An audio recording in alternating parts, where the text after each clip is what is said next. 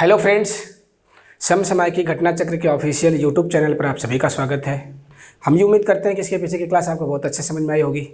तो बस इसी उम्मीद के साथ हम आपको लेके चलते हैं, क्लास को आगे बढ़ाते हैं। अब हम आपको लेके चलते हैं क्वेश्चन पे। क्वेश्चन कैसा है? क्वेश्चन ये आपका एग्जाम का क्वेश्चन नहीं है। जो फ्रैक्शन मेथड हम आपको बताना चाहते हैं, जो फ्रैक्शन मेथड जो आप जिस मेथड पे हम बात करने वाले हैं या करना चाहते हैं, बस उस मेथड को अप्लाई करने का टाइम आ गया है। यानी क्वेश्चन पे हम कैसे अप्रोच करते हैं फ्रैक्शन मेथड से, है ना। तो आपके सामने एक क्वेश्चन लिखा हुआ है स्क्रीन पे, आप क्वेश्चन पढ़िए।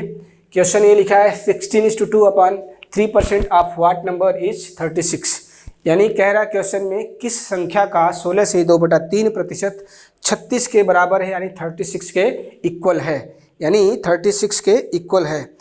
अब हमें क्या करना है, इस क्वेश्चन का जवाब देना है। आसान तरीके से भी देना है। पहले मेरा तरीका क्या है पढ़ाने का, पहले हम आपको बेसिक तरीके से बताते हैं एकदम डिटेल में क्वेश्चन पे, ताकि आपकी समझ बढ़ जाए, आपकी पकड़ हो, है ना। उसके बाद हम आपको बताते हैं एग्जाम वाला तरीका कि एग्जाम में कैसे करना है, किस तरीके से करना है।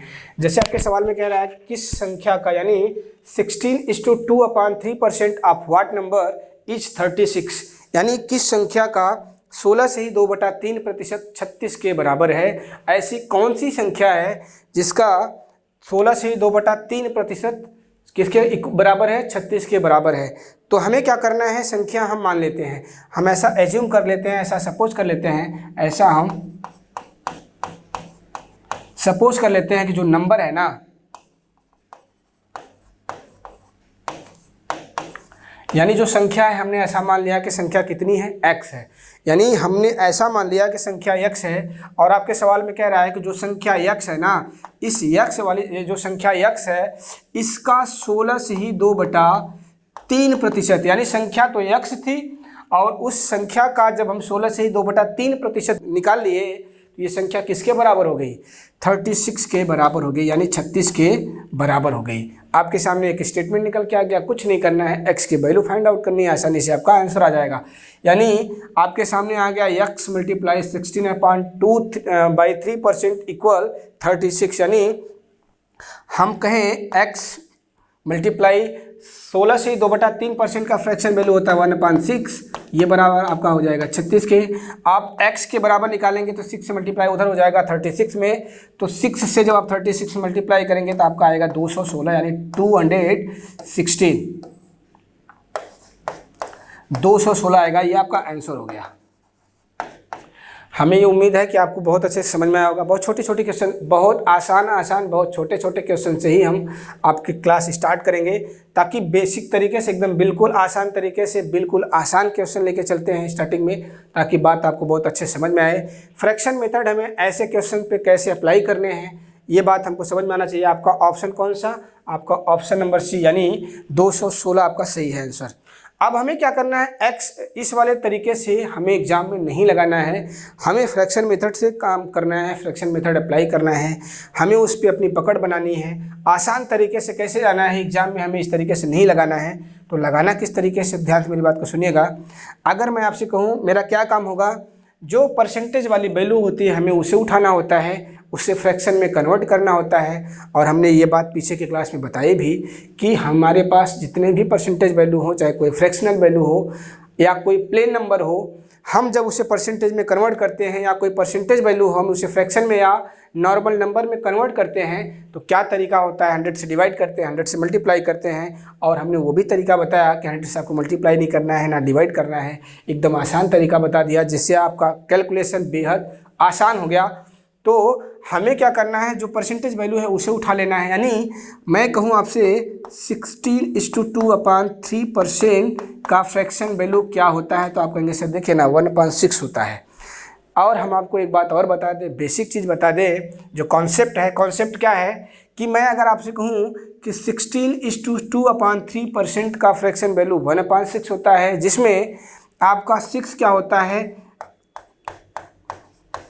एक्चुअल नंबर को क्या करता है, शो करता है, एक्चुअल नंबर को क्या करता है, रिप्रेजेंट करता है। यानी अगर 1/6 आपका एक फ्रैक्शन है, एक भिन्न है, तो 1/6 में जो बटे के प्लेस पे नंबर होता है, यानी जो डिनोमिनेटर यानी हर के प्लेस पे हर के स्थान पे जो नंबर यानी 6 होता है वो हमेशा क्या करेगा, एक्चुअल वैल्यू को शो करेगा, यानी मूल संख्या को शो करेगा, ओरिजिनल नंबर को शो करेगा। इसके कई नाम हैं। तो ऐसे में होता क्या है, ऐसे में जब आपका 6 क्या हो गया, एक एक्चुअल नंबर हो गया, और 1 आपका क्या होता है, ये होता है जो न्यूमरेटर के प्लेस पे होता है, अंश के प्लेस पे होता है, वो आपका होता है प्रतिशत यानी परसेंटेज रिजल्ट, यानी प्रतिशत परिणाम होता है, यानी परसेंटेज रिजल्ट। अगर हिंदी में हम इसे कहें तो ये होता है मूल संख्या, ये होता है प्रतिशत परिणाम।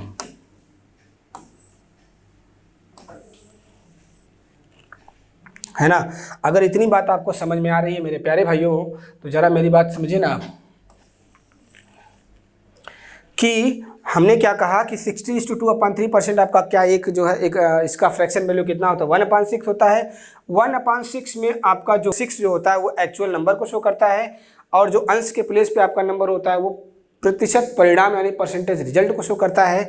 आपके सवाल में कह रहा है कि किस संख्या का 16 से ही 2/3%, किस संख्या का 16 से ही 2/3% 36 के बराबर है, यानी 16:2/3% ऑफ व्हाट नंबर इज 36। यानी ऐसा अगर आपके सवाल में कह रहा है, हमें क्या करना है, हमें यह देखना है कि अगर 6 क्या है वो एक्चुअल नंबर है, तो इस 6 का 16:2/3% 1 ही होगा। यानी अगर संख्या हमारी 6 है तो इस 6 का 16:2/3%, यानी अगर संख्या हमारी 6 है तो इस 6 का 16 से 2/3% हमारा कितना होगा, 1 होगा, यानी 1 होगा। और एक्चुअल में ये 1 नहीं होगा। आपके सवाल में कह रहा है कि ये कितना है, 36 है। आपके सवाल में साफ साफ बात लिखी हुई है कि किस संख्या का पूछ रहा है, कौन सी ऐसी संख्या है जिसका 16 से 2/3% 36 के बराबर है। यानी अगर हमें ये पता है कि संख्या अगर 6 है, हमें अगर ये पता हो गया कि अगर ऐसा हम मान लेते हैं कि 16 से 2/3% में इसका जो फ्रैक्शन वैल्यू 1/6 आएगा, 1/6 में जो 6 होता है वो आपका क्या होता है, एक्चुअल नंबर को शो कर रहा है, यानी मूल संख्या को बता रहा है। तो यानी अगर मूल संख्या हमारी 6 है ना, तो 6 का 16 से 2/3% 1 ही होगा। यानी ये 1 जो आपका है एक्चुअल में 1 नहीं, एक्चुअल में आपके सवाल में कह रहा है कि ये कितना है, 36 है। यानी 1 आपका क्या है, एक कंपेरिजन वैल्यू है, और 36 आपका क्या है, एक एक्चुअल वैल्यू है। एक्चुअल वैल्यू के साथ कंपैरिजन वैल्यू को हमने क्या किया, कंपेयर करा दिया। यानी 1 आपका किसको रिप्रेजेंट कर रहा है, 36 को। तो मैं अगर आपसे ये पूछूं कि ये 36 1 का कितना गुना है, तो आप कहेंगे सर देखिए ना, ये 36 1 का 36 गुना है। यानी ये 36 1 का 36 गुना है। ये कैसे है जरा समझिएगा। यानी अगर 1 की वैल्यू आपकी कितनी है, 36 के बराबर है ना, अगर 1 की वैल्यू आपकी 36 के बराबर है, 1 बराबर 36, या ऐसे कह लीजिए कि हम आपसे कहें 1 बराबर 36, तो आपके सवाल में पूछ क्या रहा है, 6 के बराबर कितना होगा। यानी अगर 1 की वैल्यू 36 के बराबर है, ये आपका कंपैरिजन वैल्यू है, ये आपका एक्चुअल वैल्यू है। यानी 1 आकर अगर आपका 36 के बराबर है तो 6 किसके बराबर होगा, तो आप कहेंगे सर देखिए ना, 6 × 36, यानी 6 की जो वैल्यू होगी वो किसके बराबर होगी, 216 यानी 216 के बराबर होगी। बात वही है, बस मेरे कहने का, मेरे बताने का तरीका अलग है। तरीका अलग है तो बस आपको कुछ नहीं करना है, जो मेरा तरीका है उसे समझना पड़ेगा। तो करना कुछ नहीं है, मैंने क्या कहा कि ये 36 इस 1 का कितना गुना है, तो आप कहेंगे सर देखिए ना 36। कैसे भाई, 36 1 का कितना गुना है, तो 1 से आप डिवाइड करके देख लीजिए। 1 से आप जब डिवाइड करेंगे 36 ही आएगा। यानी आपके सामने क्या निकल के आ गया कि जो आपका ये 36 है ना, 36 है ना, 1 का कितना गुना है, 36 टाइम मल्टीप्लाई, यानी 36 गुना है। अगर ये 36 गुना है तो कुछ नहीं, आपका जो एक्चुअल वैल्यू है ना, इसका भी आप 36 गुना करेंगे। यानी एक्चुअल वैल्यू आपकी 6 है, 6 का आप 36 गुना करेंगे तो कितना आएगा, आपका 216 आएगा, 216 आएगा। ये आपका आंसर हो गया। थोड़ा सा समझाने में हमें टाइम लगा, लेकिन अगर आपको बात समझ में आ गई है, अगर आप बात को समझते हैं, तो हमें नहीं लगता कि आपको कम समझ में आया होगा। बहुत आसानी से आप समझ गए होंगे, और हम ये उम्मीद करते हैं कि बात आपको समझ में आई होगी। तो बस इसी समझ के साथ हम आपको लेके चलते हैं नेक्स्ट क्वेश्चन पे। अगला क्वेश्चन आपके सामने कुछ इस तरीके से क्वेश्चन सेम है, सेम टू सेम क्वेश्चन है, केवल डाटा चेंज किया है। क्वेश्चन क्या है, क्वेश्चन पढ़िए आप। क्वेश्चन में ये कह रहा है कि 7:9/30% ऑफ व्हाट नंबर इज 13। यानी किस संख्या का 7 से ही 9/13% 13 के बराबर है। किस संख्या का 7 से ही 9/13% किसके बराबर है? 13 के बराबर है। आपके सामने सेम टू सेम सवाल है। तो पहले हम बेसिक वाले तरीके से चलते हैं कि बेसिक वाले तरीके से कैसे लगाएंगे। तो हम बेसिक वाले तरीके से चलते हैं। तो हमें मानना पड़ेगा, हमने ऐसा मान लिया कि जो संख्या है ना, जो संख्या है वो क्या है? x है। और आपके सवाल में क्या कह रहा है? किस संख्या का। तो संख्या हमने मान लिया, आपसे नंबर पूछ रहा है किस संख्या का। ये लाइन आप पढ़िए ना, कह रहा है किस संख्या का। यहाँ देखिए कह रहा है ना व्हाट नंबर, यानी किस संख्या की बात अगर वो कर रहा है तो यहाँ पे आप देखिए ना किस संख्या की बात कर रहा है, इसका मतलब हमें संख्या बतानी है, हमें नंबर बताना है। तो नंबर हमने मान लिया कि जो नंबर है वो क्या है? x है। अब सवाल में कह रहा है किस संख्या का 7:9/13%, 7 से ही 9/13%, यानी किस संख्या का 7:9/13% किसके बराबर है? 13 के। तो हमने मान लिया कि संख्या x है ना, उसका 7 से 9/13% 13 के बराबर होगा। हमने ऐसा मान लिया कि कोई संख्या x है, उसका 7:9/13% 13 के इक्वल होगा, उसके बराबर होगा, है ना। अगर इतनी बात आप समझते हैं तो कुछ नहीं करना है। यहाँ से हमें क्या करना है? एक स्टेटमेंट आपके सामने तैयार हुआ, कुछ नहीं करना है, हमें लैंग्वेज को पकड़ के लैंग्वेज को समझना होगा। लैंग्वेज को पकड़ने के बाद आपका माइंड अगर लैंग्वेज पे सेट हो जा रहा है तो ऐसा एक स्टेटमेंट बनेगा, और इस स्टेटमेंट में आपको कुछ नहीं करना है, x की वैल्यू फाइंड आउट करनी है। अब यहाँ देखेंगे तो x मल्टीप्लाई 7:9/13% का फ्रैक्शन वैल्यू क्या होगा। अगर आपको फ्रैक्शन वैल्यू इसका नहीं याद है तो आप वही बेसिक वाले तरीके से जाएंगे। 13 में 7 से मल्टीप्लाई करेंगे, 7 से मल्टीप्लाई करेंगे, जो आएगा उसमें 9 ऐड करेंगे, अपान में आप 1300। अब आप सोचिए अगर इस कैलकुलेशन से आप जाएंगे तो कितना टाइम लगेगा, जबकि बहुत आसानी से आपका क्वेश्चन सॉल्व हो सकता है अगर आपको जो तरीका बताया गया आपने उस पर काम किया है तो ना। तो हमें क्या पता है कि इसका फ्रैक्शन वैल्यू होता है 1/13, 1/13। ये बराबर आपका हो गया 13 के 13 के, है ना। अब कुछ नहीं करना है, x की वैल्यू अगर हम निकालते हैं तो ये 13 आपका क्या जाएगा? इधर आके मल्टीप्लाई होगा। तो 13 में मल्टीप्लाई 13 का करेंगे तो आपको ये भी बात पता होगी, ऐसी उम्मीद हम आपसे करते हैं कि 13 का स्क्वायर जो होता है 169, 169 होता है। ये आपका क्या आ गया? आंसर आ गया। आपका ऑप्शन नंबर ए आपका करेक्ट है, सही है ना। और ये तो रहा बेसिक तरीका, हमें इस तरीके से नहीं जाना है, ये तो हम आपकी समझ के लिए बता रहे हैं। अब हमें एग्जाम में किस तरीके से करना है, तो हमें कुछ नहीं करना है, जो आपका परसेंटेज वैल्यू है उसे फ्रैक्शन में कन्वर्ट करो, यानी 7:9/13% आपका क्या है? इसका फ्रैक्शन वैल्यू होता है 1/13 होता है, 1/13 होता है। अब आपके सामने सवाल में अगर हम कहें कि 1/13 में 13 क्या है, तो ये क्या एक्चुअल नंबर है आपका, ये आपका क्या है? एक्चुअल नंबर को शो करता है, यानी मूल संख्या को बताता है। अगर आपकी संख्या क्या है? 13 है, तो 13 का 70:9/13% कितना होगा? 1 होगा। यानी अगर 13 है, 13 का 7 से 9/13% यानी 1/13। अब इसको काटेंगे तो 1 ही ना आएगा। यानी इतनी बात अगर आपको समझ में आ रही है कि 7:9/13% का फ्रैक्शन वैल्यू 1/13 है, जिसमें 13 आपका एक्चुअल नंबर है, मूल संख्या है। तो 13 का इतना परसेंट यानी 1, अगर आपके सवाल में कह रहा है कि अगर कोई संख्या, मतलब किस संख्या की बात कर रहा है, तो अगर मेरे पास संख्या 13 है तो इस 13 का 7:9/13% यानी 1, ये किसके इक्वल है? तो आपके सवाल में दे रहा है कि 13 के बराबर है, यानी 13 के बराबर है।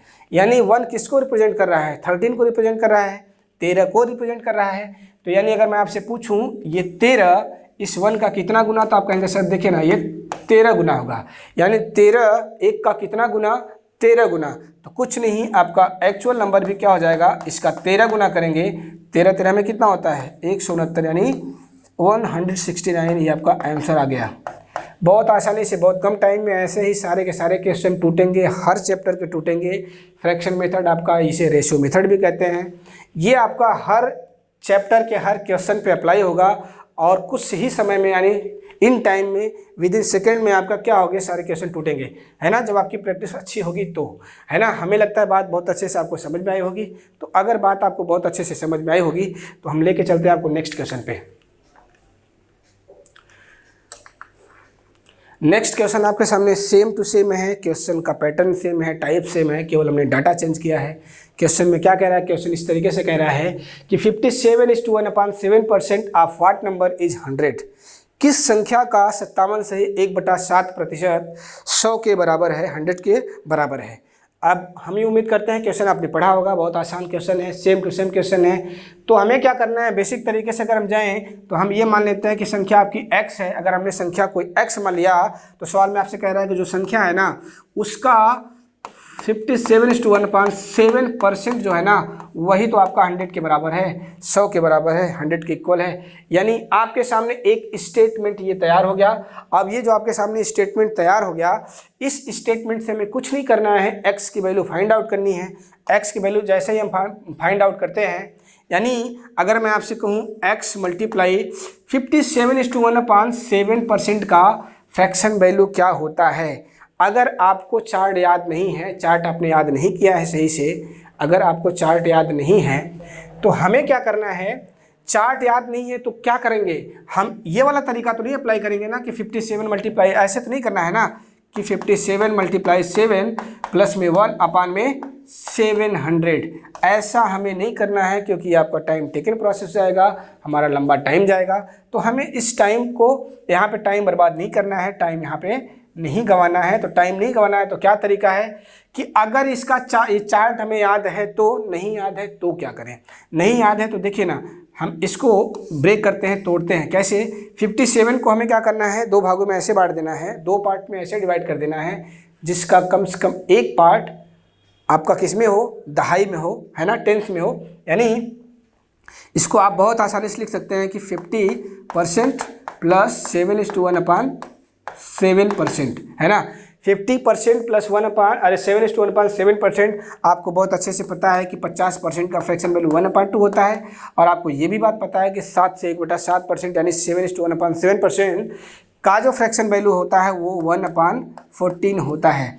अब आपको क्या करना है, 1/2 प्लस 1/14 आप जब जोड़ोगे ना, आप जोड़ के देखिएगा आपके सामने आएगा 4/7 आएगा। देखिए ना, आप यहाँ देखेंगे तो ये आपका 14 हो जाएगा, एलसीएम लेंगे, ये कितना हो जाएगा 2 7 जा 14, यानी यहाँ 7 आएगा, यहाँ कितना आएगा 1 आएगा, यानी आपके सामने 8/14 आएगा। सिंप्लीफाई आप करोगे तो आपका 4/7 ही आएगा। इतनी बात आप समझते हैं, इतनी उम्मीद हम आपसे करते हैं। जिस भी भाई को ये चार्ट नहीं याद होगा ये बात उसके लिए है, और जिसको डायरेक्ट याद है ये बात कि 57:1/7% का जो फ्रैक्शन वैल्यू है वो कितना है, 4/7 है, उसको ये बात करने की ज़रूरत नहीं है। ये तो सेल्फ स्टडी है, यानी आपको नहीं आता है तो उसके लिए है। यानी x मल्टीप्लाई 4/7 ये बराबर किसके हो जाएगा, 100 के। अब अगर हम यहाँ 4 से इसे डिवाइड करें, भाई 4 इधर जाएगा तो डिवाइड ही करेगा, 4 से डिवाइड करें कितना आएगा, 25 आएगा। अब x के बराबर निकालेंगे, 7 से इधर मल्टीप्लाई होगा 25 में तो कितना आएगा भाई, 25 सत्ते कितना होता है 175, यानी आपका ऑप्शन सी सही है। 175 आपका क्या आ गया, आंसर आ गया, है ना। हमें लगता है बात बहुत अच्छे समझ में आई होगी आपको। ये बेसिक तरीका है, हमें इस तरीके से नहीं जाना है, फ्रैक्शन मेथड से कैसे जाना है, यानी एग्जाम में कैसे लगाना है। तो वो तरीका ये होगा कि हमें कुछ नहीं करना है, 57:1/7% का फ्रैक्शन वैल्यू यानी 4/7, यानी 57:1/7% का फ्रैक्शन वैल्यू होता है 4/7, जिसमें आपका 7 जो होता है वो क्या होता है, एक्चुअल नंबर को शो करता है, यानी एक्चुअल नंबर को शो करता है। यानी अगर संख्या 7 है, 7 है, तो उसका 57:1/7% कितना होगा, 4 होगा। जबकि एक्चुअल में आपके सवाल में कह रहा है 4 नहीं है, आपके सवाल में कह रहा है 100 है। यानी 4 की वैल्यू किसके बराबर है, 100 के बराबर है। 4 आपका क्या है, एक कंपैरिजन वैल्यू है, तुलनात्मक संख्या है। और जो आपका 100 है वो क्या है, ये आपका क्या है, एक एक्चुअल वैल्यू है, यानी ओरिजिनल वैल्यू है ना। यानी ये बात आपको समझ में आ गई। तो अगर मैं आपसे ये पूछूं मेरे प्यारे भाइयों कि ये जो 100 है ना, ये 104 का कितना गुना है, यानी 100 4 का कितना गुना है, तो आप कहेंगे सर देखिए ना, अगर हम 100 में 4 से भाग करके देखें तो हमें ये बात पता चल जाएगी। तो पता क्या चल गई, 25 गुना है। यानी आपका जो 100 है 4 का कितना गुना है, तो आप कहेंगे सर ये 25 गुना है। यानी 100 4 का कितना गुना, 25 गुना है। तो कुछ नहीं करना है, जो एक्चुअल वैल्यू आपका 7 है ना, इसका भी 25 गुना कितना हो जाएगा, 175, 175 आपका क्या आ गया, आंसर आ गया। यानी यह क्या आ गया, आपका आंसर आ गया। हमें लगता है बात आपको बहुत अच्छे से समझ में आई होगी।